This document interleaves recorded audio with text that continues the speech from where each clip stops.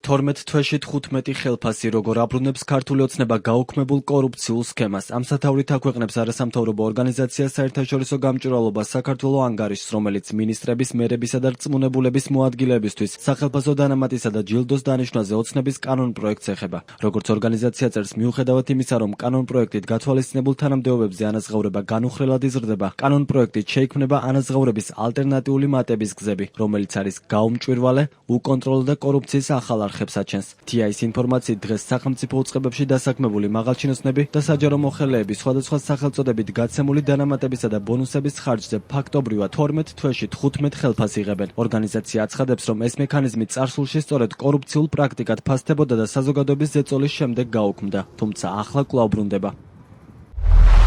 პროექტი არც ერთ პრევენციულ მექანიზმს არ შეიცავს. არავალდებულებს უწყებას წინასწარ და ობიექტურად განსაზღვროს, რა შემთხვევაში გაიცემა დანამატი ან ჯილდო, არ აწესებს გადაწყვეტილებების სავალდებულო გამოქვეყნებას და არ ითვალისწინებს დამოუკიდებელი ან გარე შემოწმების მექანიზმს. ეს მაშინ, როცა სწორედ კორუფციული რისკი იყო 2017 წელს მისი გაუქმების ერთ-ერთი მთავარი საფუძველი. განმარტებით ბარათში მოყვანილი დასავლური მაგალითები სწორედ იმიტომ მუშაობს, რომ იქ დისკრეციულ გადაწყვეტილებებს დამოუკიდებელი ინსტიტუტები აკონტროლებენ. საქართველოში ასეთი კონკრეტული ფაქტობრივად აღარ არსებობს. ანტიკორუფციული ბიურო, რომელმაც მხოლოდ 2 წელი იარსება, კორუფციის პრევენციის ნაცვლად უფრო მეტად დაკავებული იყო ოპოზიციური პარტიებისა და არასამთავრობო ორგანიზაციების შევიწროებით. სახელმწიფო უსაფრთხოების სამსახურის ანტიკორუფციული სააგენტო კორუფციის სისტემურ პრევენციას არ ემსახურება და უფრო პოლიტიკური დასჯის ინსტრუმენტად აღიქმება. სასამართლო დამოუკიდებელი არ არის, ხოლო არასამთავრობო ორგანიზაციები, რომლებიც მონიტორინგისა და კონტროლის ფუნქციას ასრულებდნენ, რეპრესიული რეგულაციებით უკიდურესად შევიწროებული არიან. შესაბამისად, კანონპროექტი ჯილდოსა და დანამატის ახალ მექანიზმს სწორედ იმ გარემოში აბრუნებს, სადაც მისი ბოროტად გამოყენების რისკი ყველაზე მაღალია, ხოლო გარე კონტროლი ყველაზე სუსტი.